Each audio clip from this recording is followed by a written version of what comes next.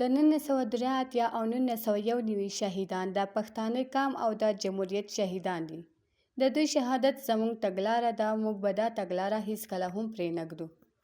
زموږ مبارزه د یادو شهیدانو د ارمانونو سرته رسول دي. دا خبرې د پښتونخوا نیشنل عوامي ګوند مشرانو نن د یادو شهیدانو د تلین په مناسبت جوړ شوي دستوري ته د وینا په مهال وکړې. د پښتونخوا نیشنل عوامي ګوند ایالتي مشر نصر الله زیري په خپلې وینا کې زیاته کړه چې لاره اوږده ده خو ستومانه نه یو. موږ مبارزه سپېڅلې ده. دا کاروان دا د شهیدانو کاروان دی.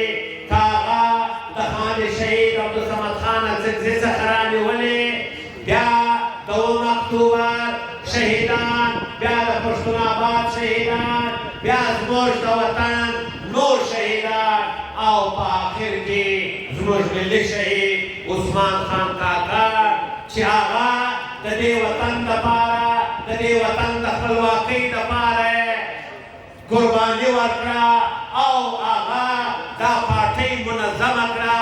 دا پارټۍ تنظیمي طور معراج ته ورسوله.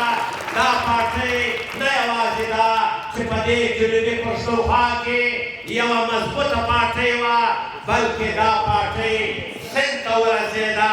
خیبر پښتونخوا په هره ضلع کې دې ملي شهید دا پارټۍ ورسوله، پنجاب ته ورسوله، سند ته ورسوله، حتی چې په کشمیر کې د پارټۍ یونټان جوړ شو.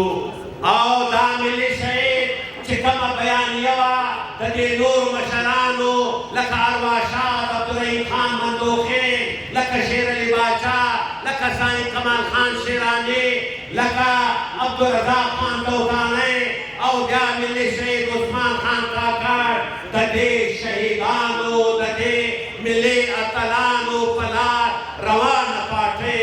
له دې سره سم د پښتونخوا نیشنل عوامي ګوند مرکزي مشر خوشحال کاکړ دستوري د وینا په مهال وویل چې ګوندونه لګیا د اسټابلیشمنټ لپاره نوی آئین جوړوي، خو موږ تل د جمهوریت لپاره سرښندنې کړي. عزیزانو، د 11 اکتوبر شهیدان د قامي شهیدانو د کار د مفاداتو پر سر باندې خپل سرونه وشیندل. پښتانه ورسره بلوڅان هم ناست دي. بنیادي په دې آئین کې موږ هېڅ هم نه وینو زموږ د کارونو لپاره.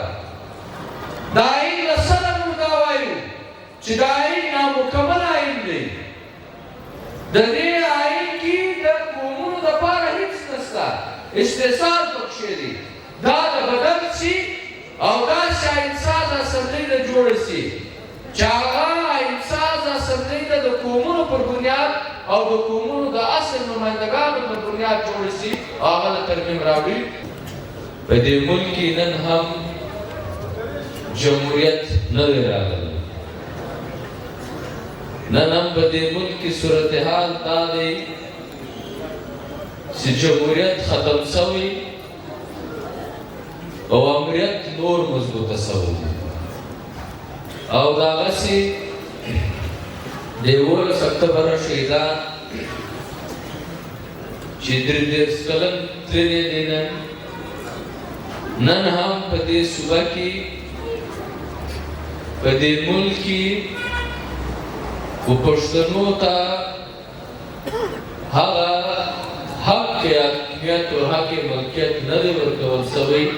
خوشحال کاکړ پښتون ژغورنې غورځنګ باندې د بندیز لګولو په هکله وویل چې پښتونخوا نیشنل عوامي ګوند ته دا بندیز هیڅکله هم د منلو وړ نه ده. هغه وویل چې د خیبر جرګه د پښتون ژغورنې غورځنګ جرګه نه بلکې د پښتانه قام جرګه ده.